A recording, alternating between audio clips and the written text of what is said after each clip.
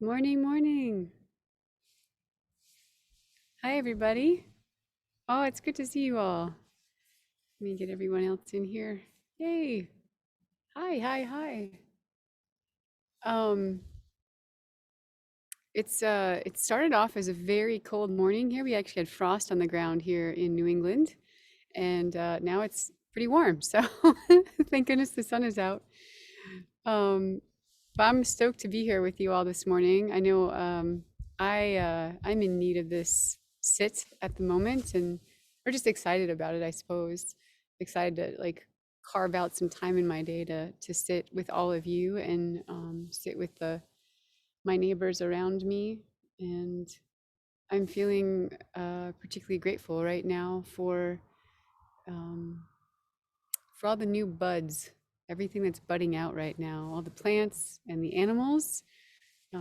There's been a raven family, their little children have budded out and are poking their heads out of the nest. And I actually have a fox family that I just discovered on my property, and their little kiddos had come out last week. And so just lots of sprouting, happening right now. So I'm grateful for all that new life in the world. And I was just telling a friend of mine the other day that the spring always feels so hopeful. And yeah, and I know sometimes life doesn't necessarily feel hopeful, but I think all those little sprouts are just good reminders of being able to make it through adversity, all the way through the winter and dark places, and yet you still can climb up out of the earth and try again. And so this morning when we sit, in case some of you are new to this sit, I will guide you through, I don't know, you can call it a meditation, but we do a guided practice, and we'll have some periods of silence and some periods of talking. I may even ask you a few questions, but in general, we'll just be silent and you can focus on your world, the world around you. You don't need to be looking at me on the screen. I mean, now you can, of course, but um, and it is nice to see all your faces. So if you're able to show your faces, it's wonderful to see you.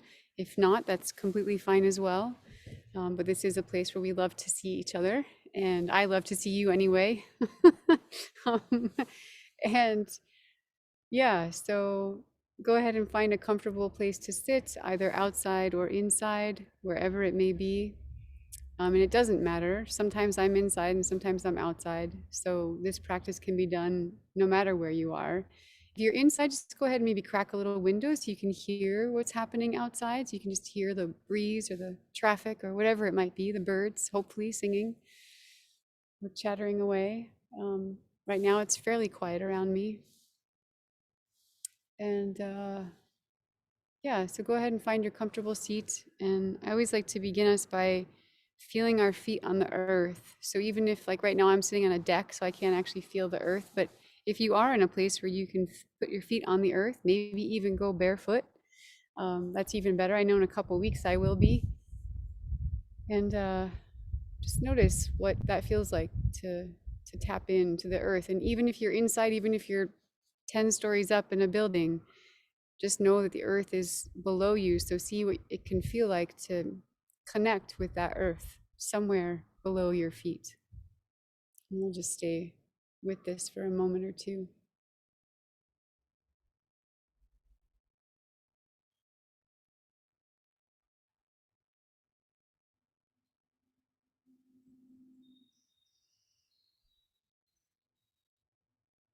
I know already for me, just the simple practice of grounding my feet on the earth slows me down a little bit. My mind's not thinking so fast and I'm hearing more. And so, as we sit here this morning with your feet grounded on the earth, go ahead and find a point off in the distance to look at as far as you can see. Uh, Again, if you're inside, it doesn't matter. You can maybe look out a window or at the wall in front of you, but whatever it may be, just find something to look at that's really far away and really just focus on that one point. Let your eyes kind of settle into that focus. And then You can soften your gaze. You're still focused on that one point, but go ahead and soften your gaze and just expand your vision as far as you can possibly see. And sometimes what I like to do is I like to pretend that I'm a turkey vulture. And so you can spread your wings out far, and turkey vultures like put their wings kind of behind them in a dihedral, and you can wiggle your fingers. And then I look at that one point off in front of me, and then you slowly move your fingers until, well, actually mine are about here, until you can just see your fingertips wiggling. And then you can put your hands down, and that just gives you a sense of how far out, with the periphery of your vision, and how wide it actually is when we give it a chance, you know, because so often I can speak for myself, spend a lot of my day focused on that computer screen in front of me.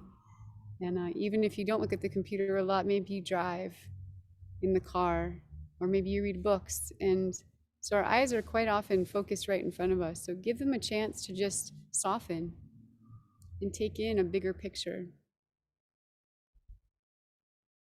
And remembering your feet grounded on the earth with this softened gaze.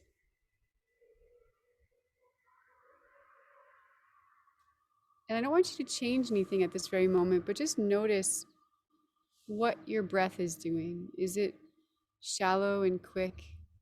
Is it deep and slow? And just kind of take stock of your own existence, your own breath in this moment. How far up or down your body does it travel?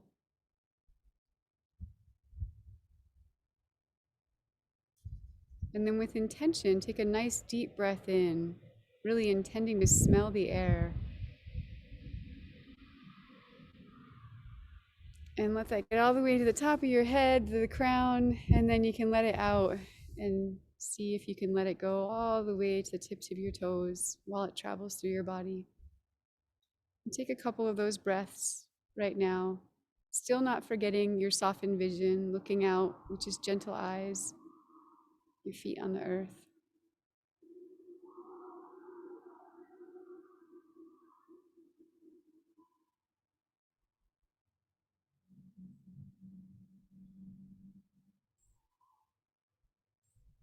And with the intention today to be receptive. So we're like big receptors right now. Our eyes are receptors. Our breath is receiving the air from around us. Our feet are receiving sensations from the earth.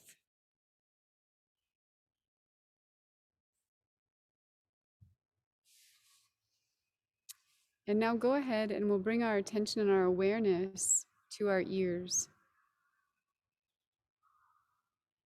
And wherever it may be on the landscape, go ahead and just bring your attention to the loudest sound on the landscape right now.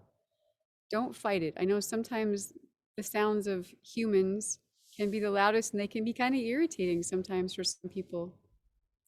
Maybe that's the loudest sound for you right now. Maybe it's a woodpecker drumming. Whatever it might be, or maybe you're lucky enough to sit by a lake and you get to hear the eagle calling. Just go ahead and let your attention focus on that for one moment.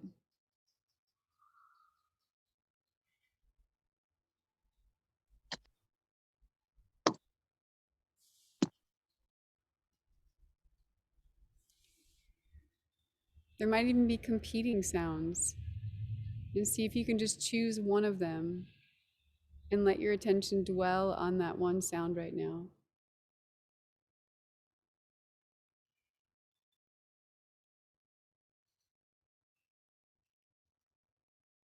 And the beautiful part about being receptive is that you can take in the sights around you while you're focusing on the sound and the sense in the air and your feet on the earth.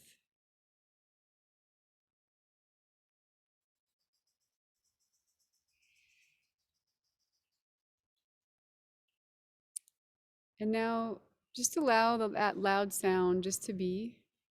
You don't need to stop it or change it or try to make it go away from your consciousness. But now, despite that loud sound, see if you can find a quieter sound. Maybe it's the quietest sound, or just something that's a little bit more gentle, maybe not so prominent. And let your attention rest with that for a few moments.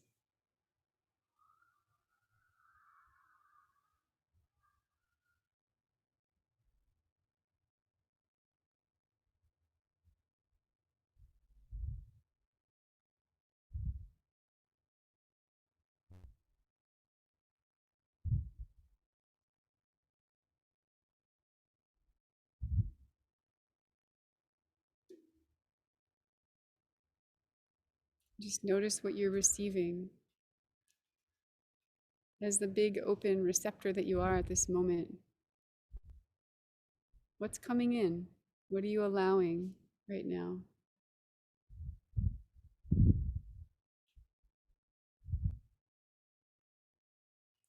And so we're going to sit like this for about 4 minutes or so without any specific focus other than just to receive.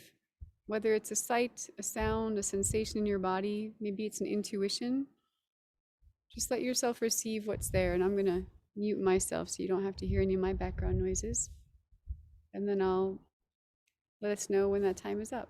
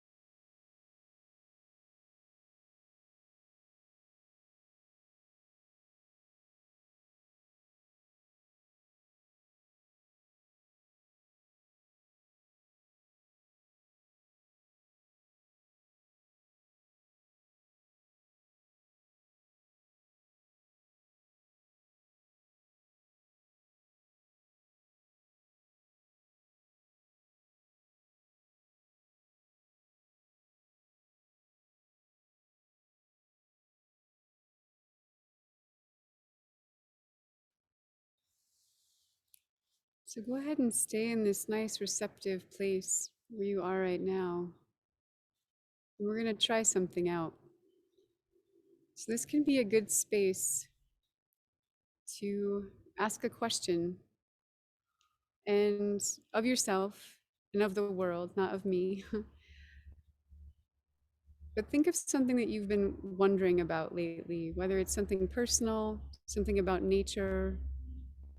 Maybe you're trying to sort something out in your life. Do you do this or that? Go this way, go that way? And just allow that question to arise and continue to stay in that receptive place with all your senses aware, with your sight looking far in the distance and all around you. And just notice what comes. So ask your question and just let it go and see what comes to you, see what shows up. Maybe something in nature will show up and then the answer will come. And maybe not, and that's fine. But let's just sit here right now and we'll stay here for about 6 minutes or so. And these are just invitations. You can choose to do something completely different if you'd like. Maybe you don't want to ask a question at all. That's completely fine. All right, we'll start now.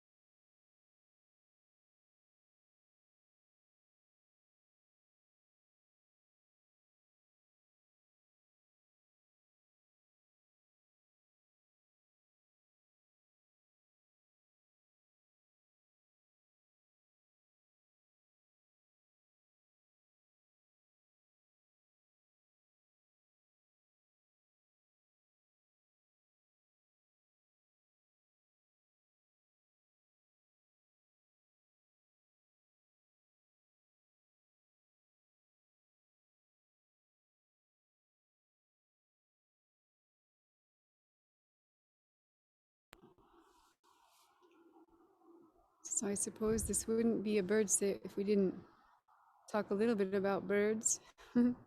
So I think one thing you can do from this place of receptivity and quietness is look out onto the landscape or listen out onto the landscape to the bird that's most compelling for you to be focusing on right now. Maybe it's a call or a sound, maybe it's actually a bird. And see if you can observe it from a place of being receptive without needing anything from that bird, without needing to figure it out, without needing to know its name, without needing it to come closer, just allowing it to be. And just notice what it's like to be receptive and just allowing the bird to do its thing, to be whatever it's being right now, and just see what happens. And so we'll sit like this for a couple more minutes.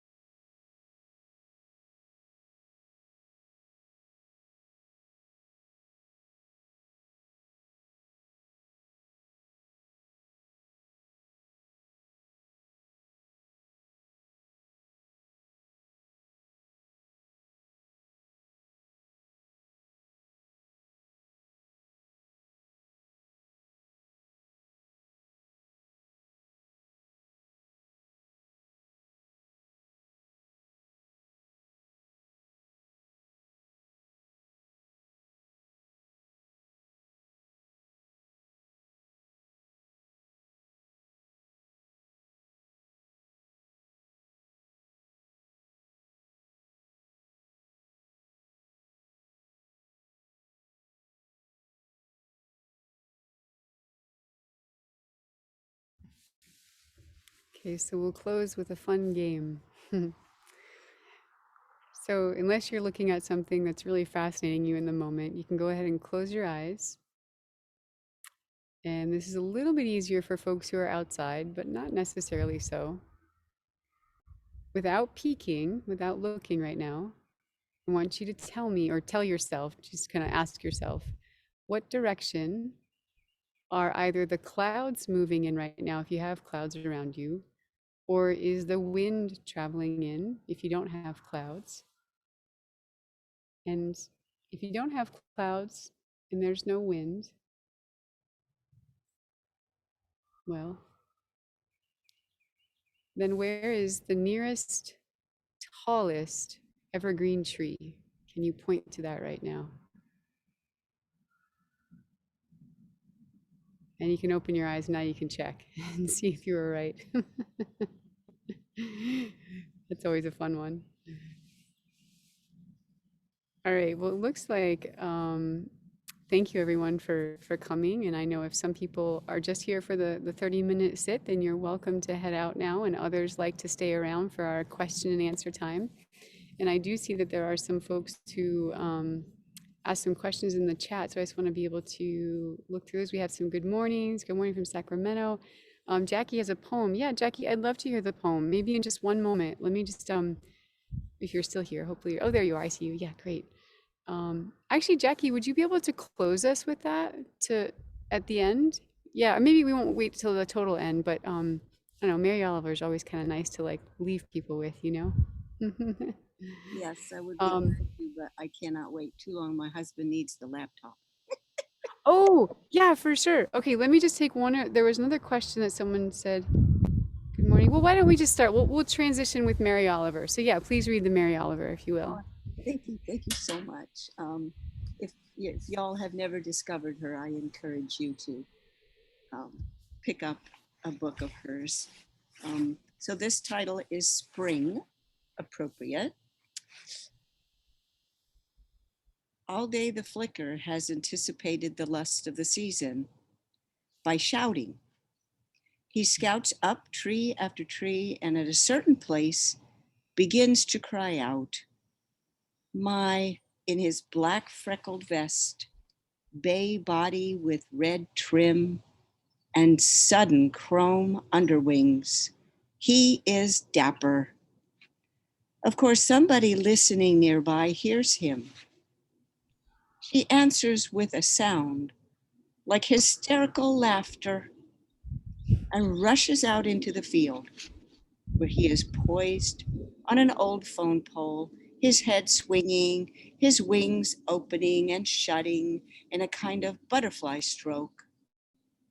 She can't resist. They touch, they flutter. How lightly. Altogether, they accept the great task of carrying life forward. In the crown of an old oak, they choose a small tree cave.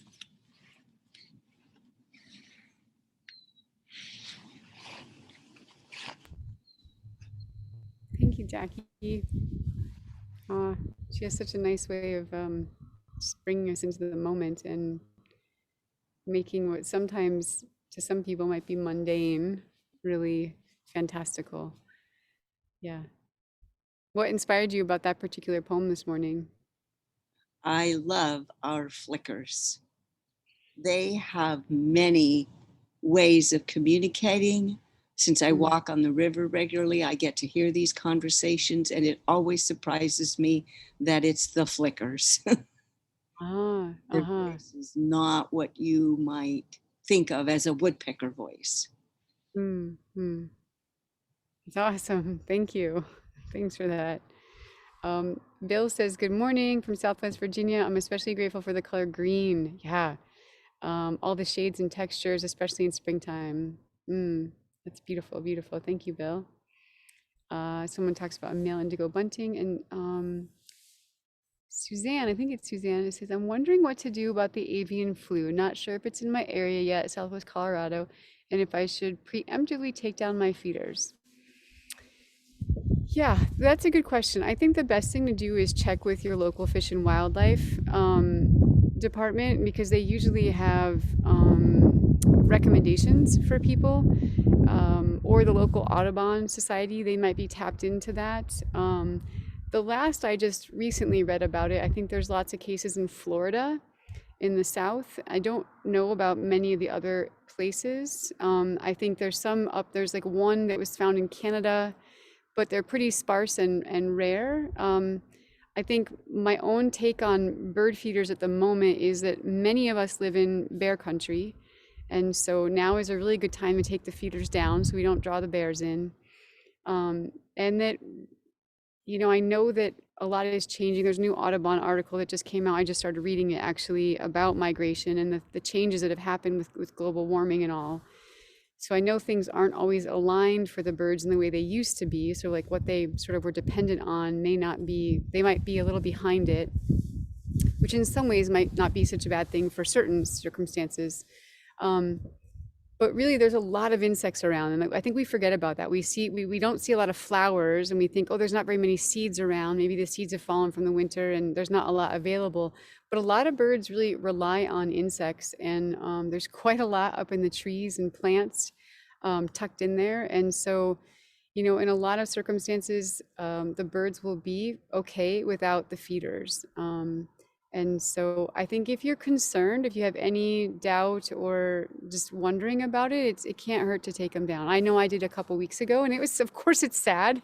It's sad to not have them come to my house and see them every day and whatnot. But I see them in different ways, and I still hear them out there. And there's a couple days where they're, calling out and like, Kristi, come on, feed me. And it's just like this, heart-wrenching moment. But at the same time, they are wild creatures, And anyway, I know people have lots of different opinions about it, but yeah, again, if you're specifically concerned about the flu, I would check with your local Fish and Wildlife and or Audubon about that. That's my best advice. Does anyone else have personal, like scientific experience with avian flu in Southwest Colorado?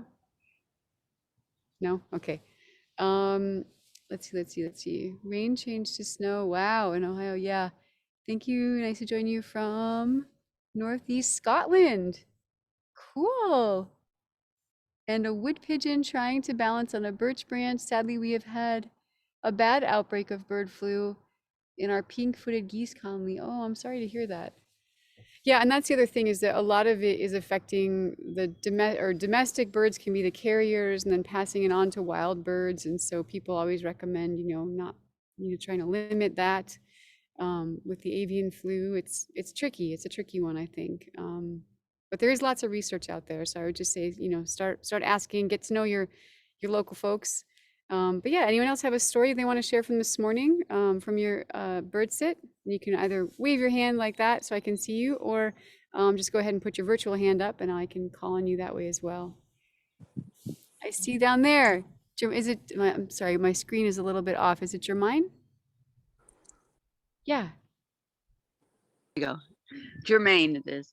Jermaine. Okay, Jermaine. Hi.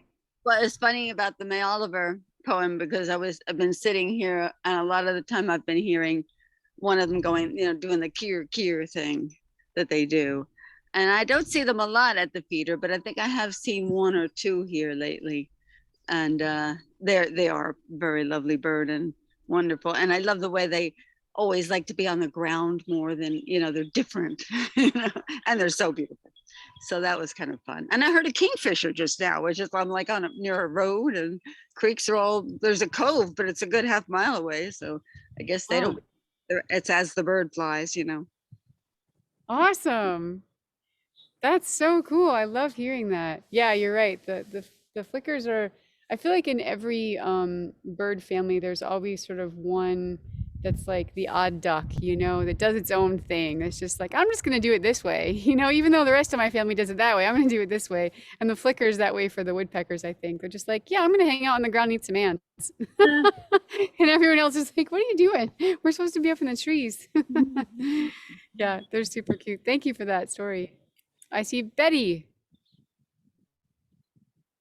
Okay, yeah, I wanted to share a story. It wasn't from this morning, but Saturday morning. Molly last week had mentioned to us to be very aware of spring was springing and the birds in the nests and everything. And I have a pond out back. I can't be out there right now because the yard service is out there. But Saturday morning, I glanced out and I saw a duck at the edge of the pond, and she was acting unusual. So I watched her for a minute, and I realized that it was a mama duck, and she had several ducklings. And the way the pond is, we have a strip about 4 or 5 feet wide of real high grass where they can't mow because it's too soft. And then we had a nicely mown yard. And then at the start of the pond, there's like reedy water and then nice flat water. And she was just beyond the reeds out in the water, and she was trying to coax her babies out into the water. And I watched her for probably half an hour do this sweet dance. And one or two little ducklings would swim out into the little reedy water. And you could tell she was just like saying, come on, come on. But they wouldn't leave the cover of the reeds. And then something would happen and they'd spook and they'd flurry back into the grass where you couldn't even see them at all. And Wow. for like a half an hour, she went back and forth from the water. Then she'd walk through the high grass and get up in the mown grass and sit down. And she was watching them the whole time. And there seemed to be, I ultimately saw 4, but there seemed to be 2 that were a little braver than the others, because they would wander to her, but then they'd get spooked and they'd run back in the high grass where you couldn't see them at all. And this went on for about a half an hour. And then it was like she just kind of got tired. And she went and sat in the grass and was resting. And the babies hid in the high grass the whole time. And then when she came up from her rest, she stared right at me. And I have to be at least 70 to 100 yards away from where this was going on. But she was absolutely staring at me. And I thought, oh man, I am making her uncomfortable. So I got up and I went inside, and I didn't look out the window for about 20 minutes. And then I went and looked and they were all gone. But it was just so much fun to watch this sweet little dance that was going on for like half an hour with these babies trying to muster the nerve to come out to mom. It was precious. It was a really precious That is time. super special. And I think well done for you to notice that there was something a little different or odd about her behavior, because sometimes it's easy to sort of brush that off as like, oh, maybe something just weird is going on. But I often find that if I just stick with that odd behavior for a little bit longer, you're often given a gift of something interesting happening, that like you probably watched ducks long enough, or maybe even this particular duck long enough that you know that something's not quite right, or it's a little different than what I'm used to seeing. And I think that's always been a key for me, whether it's a sound that seems a little strange coming from a bird that I'm pretty familiar with, or a behavior, whatever it might be. But I think it's helpful to pay attention when that starts to happen, because well done. That's so fun. Get to watch the mama, and I can just see that sweet dance you're talking about that she was doing. So yeah. Thank you. Oh, there's Sandy. Hi, Sandy. Go ahead. And I think Suzanne, I'll call on you next. I saw your hand up too.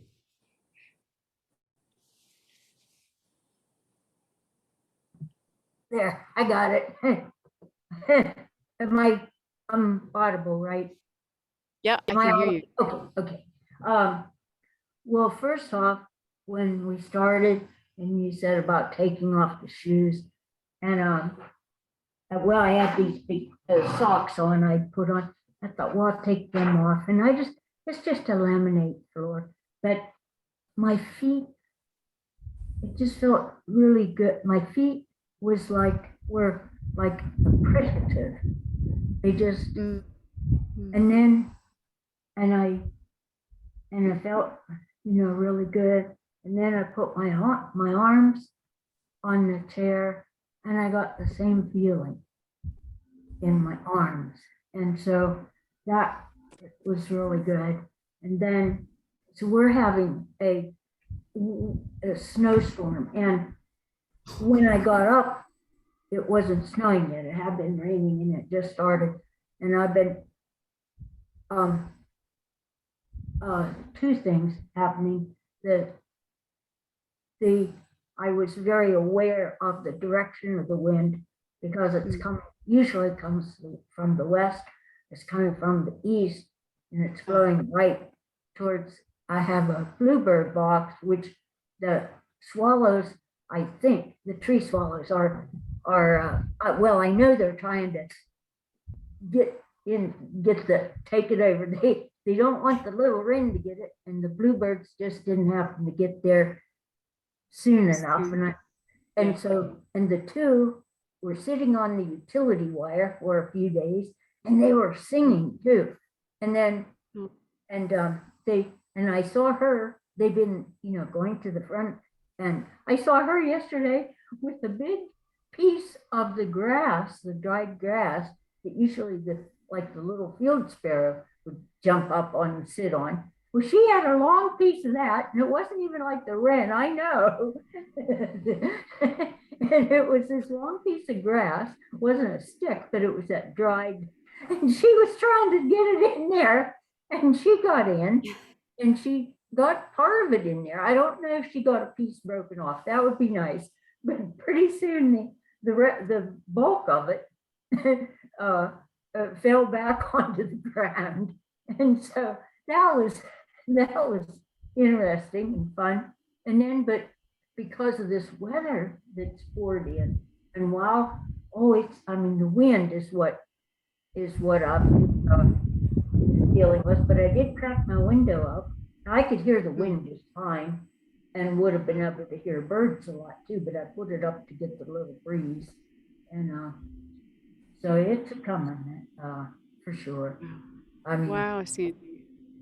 so I hope the birdies are taking care of themselves out there somewhere. Yeah. Me too. Me too. And I love the word that you chose for when you took your shoes off and just let your feet, be there on the ground. You said they were appreciative. And I know that feeling. It's like the first time I walk barefoot on the grass or the ground anywhere, maybe in the forest of the year. And I feel that too, that appreciation that my feet are just like, there's something, that connection that they have with the earth and the ground even, and maybe it's just appreciative of being out of the confinement of the shoes. I don't know, but Yeah, I know yeah, what you mean you're about not appreciation. wrong. Yeah.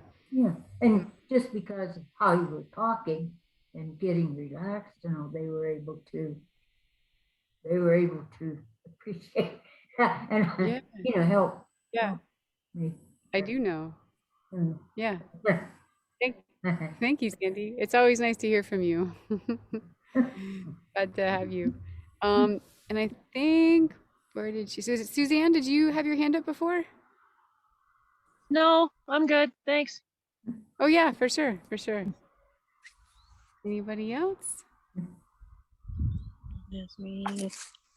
No other hands waving? Um, oh, let's see, Kathy, I see you up there. Yep. Hi. Hi. Can you hear me? I sure never know can. for sure. I Okay, know. good.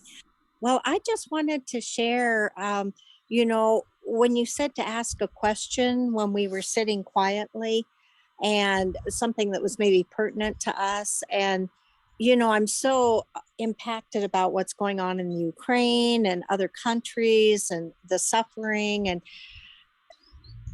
thankfully, nature kind of stepped in and said, but there's always gentleness. There'll always be those hard things, those dark things, but then there's gentleness if you'll just stop. And then right then a real loud truck went by. So I thought, well, see, that's the abrasive. But then within minutes, I heard the sounds of the flickers, and then felt the breeze and kind of noticed what was going on around me. So thank you for offering that. It really kind of brought everything to a place where I can say, just know there's gentleness and go there when you're feeling that burden, I guess. So yeah, it was really good for me. Oh, thank you, Kathy. That's really beautiful. I've had a pretty powerful lesson the last couple of days. I just discovered this fox den in my house, like literally right out my kitchen window. And the puppies came out the other night, well, yeah, it really was the other night, but then the other morning I saw them. And there's a big long story I can share about them at some other point, but basically, the first day they were out, they were just like cute and fuzzy and like these just little buttons, and just freaking, I mean, imagine fox puppies, like the cutest things in the world, and it was so fun to watch them with mama, watch them with papa at different times of the day. And then, and then what I've witnessed though at the same time of this like cuteness of the fox puppy, there was some really intense fierceness that I witnessed. And one of the fox puppies likely killed its sibling, which apparently can happen. And I saw sort of the beginning of that. And I thought, wow, it's just such a stark contrast and stark difference. Like there's this like cute little fuzzy button, And at the same time, that cute little fuzzy thing can be so fierce that it takes the life of its own sibling, and sort of in the fight for its life potentially. I'm not sure why they do that necessarily, but and just even watching the mama, and like her, I watched her eat a big salmon. There's some guys down the road, because we have ravens that are nesting down the road, and these local guys put out some salmon and other fish so that the ravens can have some food. So anyway, I think the fox actually stole one of the salmon and brought it up here, and I watched her eat it. And just watching her again, like that fierce, like like tearing the salmon apart and like eating it and chomping on it, and then watching her be like pretty gentle with her kiddos, and there is that, like, yeah, the wild, even just like the wild in us is it's sort of both. It reminds me of, oh, what's her name? She's like the Indian goddess. Kali. Kali is that way from what I know a little bit about. She's got like both like the life and death, and sort of like this like fierce, gentle mama, and then like the intense, Yeah. one who's, they say, kills babies. And I can sort of see maybe where, yeah, maybe she sort of came from. But anyway, I think it's a deeper, like it is like, I think deep things can happen when we allow that space for us to ask those questions, and that nature often does have some wise answers, for us. So I'm glad you allowed yourself to ask the questions, Well, thank you. There is it's been studied a lot, I think, that kind of behavior. I think wood ducks will do it too. I mean, lots of species do it, but there's a balance that I think they know more about than we do, about the potential for feeding their litter, the size of the litter, and the maybe adverse things that can occur, whether it's predators or whether it's the weather or whatever it is. And somehow it all balances out for them in terms of them being able to feed the amount of pups that they have, as yeah, to maximize potential for life, for even though sure, it for sure. looks like just awful to us. Yeah. And still, yeah, and still they're able to do it. You know what I mean? Like able to be that mama who's like gentle and loving. And then, she didn't take, I mean, it was like her cub that took the life of the other one. But, anyway, I know sometimes the parents can even do that, at different times. And so it's life's amazing and full of all sorts of mysteries, for sure. But I like that too, what she was saying about, the lady was saying about, oh, I can't remember what she called it, but I call it basic goodness. When you become more aware, you know there's wickedness in the world and you observe it.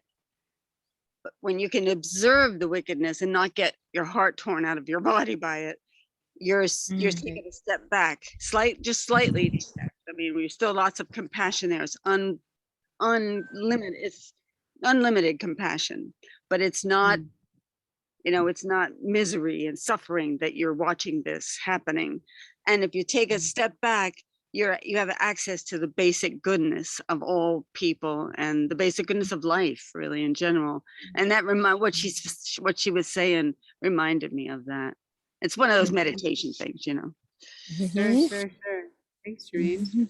Go ahead. Anybody else? Yes. Story or yeah. Go ahead, Della. Hi. Good to see you.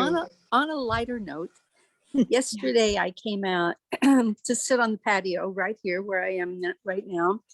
And I was listening to the birds. And that frustration you get when you hear contractors working in the yard next to yours? They were making contractor noises over across the fence. And I felt that tightening and that, frustration. And then I saw a couple of crows fly in. And then I saw one crow take off with a sandwich. Poetic justice. That is awesome. That's great. Yes. Yes. Score one for the crows. That's pretty rad. I love that story. Thank you. One of the other when the papa came in one morning, I swear he brought a loaf of bread And it just looked like and I watched the kids like pick it apart and I was like, that's not an animal. That's definitely like, it was a beautiful loaf too. I was like, I wonder where he snagged that from. Because it was like, it didn't look moldy. It just looked like this gorgeous loaf of bread that someone had just like purchased or made or something. And I was just thinking like, yeah, I love when the wild creatures are sneaky like that. Yeah. That's awesome, Della. I'm glad they got to like sort of turn that around for you, you know? Yes, yes. Then I Yeah. chuckled and I felt good the rest of the day. Yeah, yeah, right on. That's awesome. Thanks for your story. All right, y'all. Well, it was super fun to hang out with you this morning and to hear your stories and to go to some deep places and some fun, silly places. And I hope you're able to carry this with you for the remainder of your week. And you'll get to see Miss Molly next week. Yes. And yeah, have a lovely time, everybody. Thanks for coming. Thank you, Thank you. Kristi. Thank you, Yeah. Kristi. Thank That you. was really good. Bye. Thank you, everybody. Bye. Thanks, Bye. everyone. Thank you. Bye. Bye. Bye.